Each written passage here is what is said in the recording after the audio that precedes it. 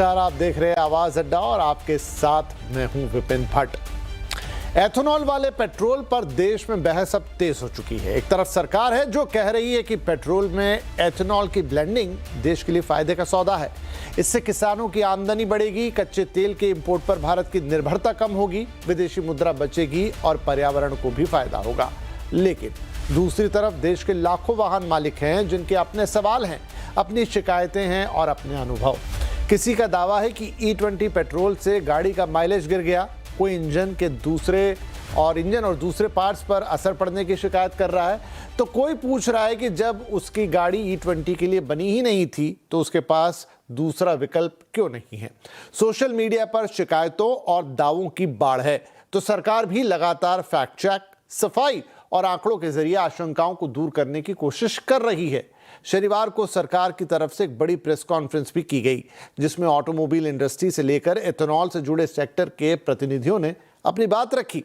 लेकिन इस पूरे शोर शराबे के बीच कुछ सीधे सवाल हैं जिनका जवाब देश का कंज्यूमर जानना चाहता है। क्या E20 पेट्रोल से वाकई गाड़ियों का माइलेज कम हो रहा है? अगर हो रहा है तो कितना? क्या पुरानी गाड़ियों के इंजन, फ्यूल टाइप, गैस्केट और दूसरे पार्ट्स पर लंबे समय में कोई असर पड़ सकता है? क्या हर गाड़ी E20 के लिए तैयार है? अगर नहीं तो उन करोड़ों लोगों का क्या जिन्होंने अपनी गाड़ियां उस वक्त खरीदी थी जब बाजार में E20 पेट्रोल था ही नहीं?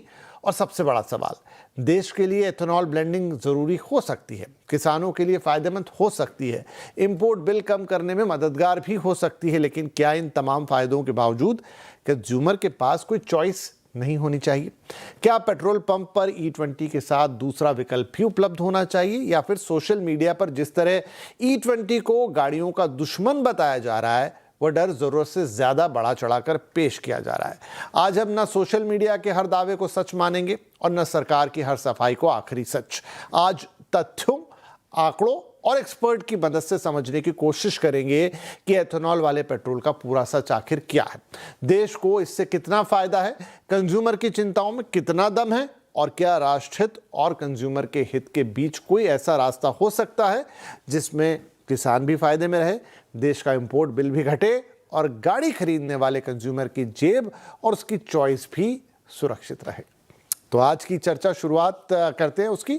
हमारे साथ कार्यक्रम में जुड़ रहे हैं ONGC के पूर्व चेयरमैन RS शर्मा, फाडा के vice president Sai Giridhar, auto expert Vikas Yogi, Bharat independent ethanol producers association के प्रेसिडेंट पुष्पेंद्र सिंह मामिक और ओवरड्राइव के एडिटर क्रांति संभव। आप सभी का बहुत बहुत स्वागत है। तो जैसा मैंने कहा कि इस पूरी बहस के दो हिस्से हैं, एक तरफ कंज्यूमर है और सोशल मीडिया, जहां कंज्यूमर की अलग अलग बातें, अलग अलग एक्सपेरिमेंट कह लीजिए, अलग अलग रील्स कह लीजिए, कोई कहीं पहुंचा है, कोई गाड़ी दिखा रहा है, कोई गाड़ी के पुर्जे दिखा रहा है, कोई कुछ कर रहा है, कोई कुछ कर रहा है, और दूसरी तरफ सरकार की तरफ से फैक्ट चेक आ रहे हैं, प्रेस कॉन्फ्रेंस भी हो गई है, वक्त वक्त पर मंत्री जी भी आते हैं और कुछ बातों को रखते हैं।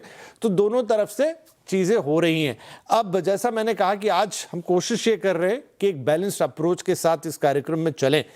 तो सबसे पहले तो सीधा सवाल ये कि क्या E20 पेट्रोल को लेकर सोशल मीडिया पे जो डर है वो वाकई में वाजिब है? उसमें कितना सच है और कितना भ्रम है?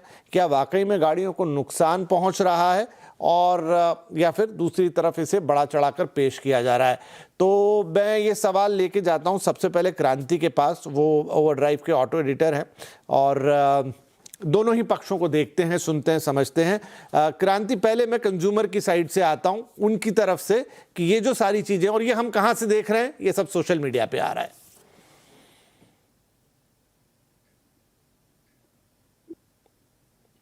आप म्यूट पर हैं क्रांति।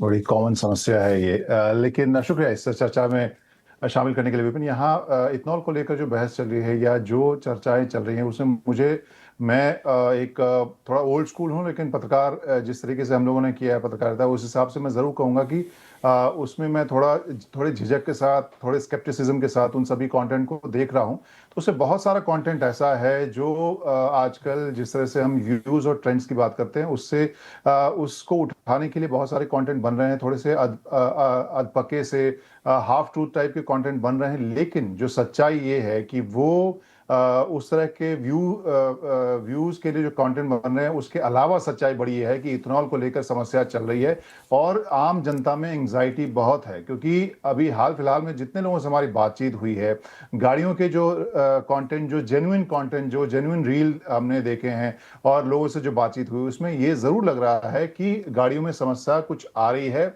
और चूंकि गाड़ी कंपनी, सरकार, इंश्योरेंस कंपनी, उनकी तरफ से एक ठोस कंसोलिडेटेड बयान, उनको एक भरोसे का शायद नहीं मिल रहा है, इस वजह से एंग्जाइटी और भी बढ़ रही है और इसके ऊपर से चर्चा E25 की हो रही है। बहुत सारी चीजें एक साथ अभी हो रही हैं इथेनॉल की इस चर्चा में, और इस वजह से कंफ्यूजन और भी ज्यादा बढ़ रहा है। विपिन, विकास साहब, आपकी भी राय इसमें महत्वपूर्ण होगी, लगे हाथ तो आप भी रखिए। देखिए, दो साइड्स हैं आई थिंक इसके। कंज्यूमर्स वो भी हैं जो परेशान हो रहे हैं, और कंज्यूमर्स प्रॉब्ली वो भी हैं जो व्यूज के लिए थोड़ा बहुत कुछ, नॉट कंज्यूमर्स बट जनरली जिन लोग को व्यूज चाहिए, बट कंज्यूमर वो भी हैं जो परेशान हो रहे हैं, जिनके पास में जेन्युइनली पुरानी गाड़ियां हैं जो E5 कंपैटिबल है या E10 कंपैटिबल है, और उसमें जब वो E20 फ्यूल डलवा रहे हैं तो थोड़ी एबनॉर्मलिटीज वो फेस कर रहे हैं। और दिक्कत एक्चुअली वहां पर यह भी है कि E20 ही कंसिस्टेंटली मिल रहा है या कंटामिनेटेड फ्यूल मिल रहा है, क्योंकि जनरली जब हमने मैन्युफैक्चरर से बात की है, जब कोई शिकायत लेकर जाता है तो वो जनरली बोल देते हैं कि कंटामिनेटेड फ्यूल है।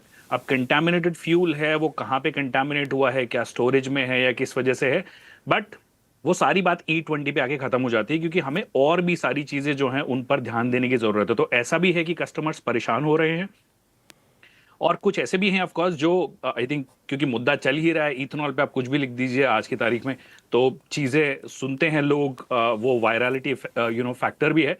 बट आई थिंक दोनों साइड हैं मेरे हिसाब से। क्विकली आप दोनों से एक एक सवाल, फिर बाकी के मेहमानों के पास जाऊंगा कि विकास और क्रांति, जितनी गाड़ी आप दोनों चलाते हैं और जितनी तरह की गाड़ियां आप दोनों चलाते हैं, बाकी पैनल में कोई भी नहीं चलाता। क्विकली एक एक करके मुझे बताइए। पहले क्रांति, आप क्या पर्सनली आपके अनुभव में कोई ऐसी चीज आई है? जी, यहाँ पे मैं कहूँगा जिन गाड़ियों के ऊपर मैंने चेक किया है, उसमें जो हम पहले से कहते आ रहे हैं शुरुआत से, कि अगर हम टेक्निकली देखें तो 30%, एक तिहाई इसकी एनर्जी डेंसिटी कम है, और उसको जब आप 20% के हिसाब से जोड़ते हैं तो 5-6% फ्यूल एफिशिएंसी कम होगी, और वो फ्यूल एफिशिएंसी कम हुई है। जो भी ये बहस कर रहा है या जो भी तर्क दे रहे हैं कि फ्यूल एफिशिएंसी घटेगी नहीं, बढ़ेगी, वो केमिस्ट्री से जुदा एक बात कर रहे हैं। सिंपल सी चीज है, इसमें एनर्जी डेंसिटी कम है, वो फ्यूल एफिशिएंसी कम होगी, और वो फ्यूल एफिशिएंसी कम हुई है एक दो गाड़ियों में ड्राइविंग में। अब चूंकि मैं इसलिए नहीं बोल रहा हूं क्योंकि वो मैंने अभी तक उसका जो पूरी डायग्नोसिस का मैंने पेपर नहीं लिया है, लेकिन गाड़ियां रुकी हैं जो मैं चला रहा था। तो यहाँ पे ये जरूर सवाल, और वो नई गाड़ी थी, ऐसा भी नहीं था कि पुरानी गाड़ी थी। तो यहाँ पर मैं उसकी जब तक जांच नहीं करूंगा, तब तक मैं रील नहीं बनाऊंगा, तब तक मैं बोलूंगा। लेकिन जो मेरा अनुभव है वो ये है कि फ्यूल एफिशिएंसी जरूर कम हुई है, लेकिन ये फ्यूल एफिशिएंसी 5-6% से ज्यादा, जितने में मैंने चेक किया है, वो उससे ज्यादा मुझे नजर नहीं आई। लेकिन कुछ गाड़ियों में समस्याएं जरूर आई हैं। जी, तो देखिए, ये क्रांति का अपना खालिस अनुभव था। जैसा मैंने कहा कि क्रांति और विकास यहाँ दो ऐसे व्यक्ति हैं जो इतनी गाड़ियाँ चलाते हैं और इतनी बार चलाते हैं कि उनका अनुभव मैटर करता है। विकास, मैं आपके पास आता हूँ, लेकिन अब जो पॉइंट क्रांति ने उठा दिया, मैं RS शर्मा जी के पास जाना चाहता हूँ। शर्मा जी, क्रांति बोल रहे हैं कि उन्होंने महसूस किया है कि 5-6% का डिप आ रहा है। अब वो बहुत ज़्यादा श्योर नहीं है, किसी गाड़ी में दिख रहा है, किसी में नहीं दिख रहा है, किसी कंडीशन में दिख रहा है, किसी में नहीं दिख रहा है। सर्टेन टाइम ये भी डिपेंड कर रहा है कि फ्यूल कहाँ से लिया, नहीं लिया, बट एक मोटा अनुभव उनका कह रहा है कि हाँ, ऐसा हो रहा है। देखिए, मैं एक एनर्जी थिंक टैंक उसका भी मेंबर हूँ, जिसमें सभी इंडस्ट्री से रिलेटेड जानकार लोग, एक्सपीरियंस लोग उसमें है। उसमें भी इसके बारे में बहस हुई है, चर्चा हुई है, और मैं क्रांति की बात से सहमत हूँ कि उसमें एफिशिएंसी में कमी आती है, कंजम्पशन लेवल बढ़ता है, पर जो असली जो चीज जो मैं समझता हूँ जिसकी वजह से इतनी ज्यादा ये जो सोशल मीडिया पे डिस्कशन हो रहे हैं, सरकार की तरफ से इसके ऊपर बहुत अच्छी तरह से कुछ खुलासा क्लैरिफिकेशन नहीं आ रही है, जो कि ठीक नहीं है। सबसे बड़ी चीज है ट्रांसपेरेंसी होनी चाहिए और इंफॉर्मेशन शेयरिंग सही होनी चाहिए। अभी ये है कि जो है BS4 गाड़ियां हैं उसमें वहां तक दिक्कत है, BS6 गाड़ियों में दिक्कत नहीं है। BS6 गाड़ियां जो बाद में अप्रैल 23 के बाद में जो आई हैं उनके इंजन वगैरह जो है वो E20 तक के लिए जो है उनमें एडजस्टमेंट्स है, पुरानी गाड़ियों में वो एडजस्टमेंट्स नहीं है। तो इसके लिए सरकार को क्लेरिफाई करना चाहिए कि सही नीति क्या है। और वैसे ये जरूर है कि ये एथनॉल ब्लेंडिंग कुछ गलत नहीं है। मुझे ध्यान है मैं 2006 में ब्राजील में गया था, एक वो प्रधानमंत्री का डेलीगेशन था उसके साथ में, और वहां पर जब मैं कैब से ट्रेवल कर रहा था, पेट्रोल पंप से गाड़ी जब पेट्रोल डलवाया गया तो उसमें ऑल्टरनेट था कि आपने एथनॉल डलवाना है कि पेट्रोल डलवाना है।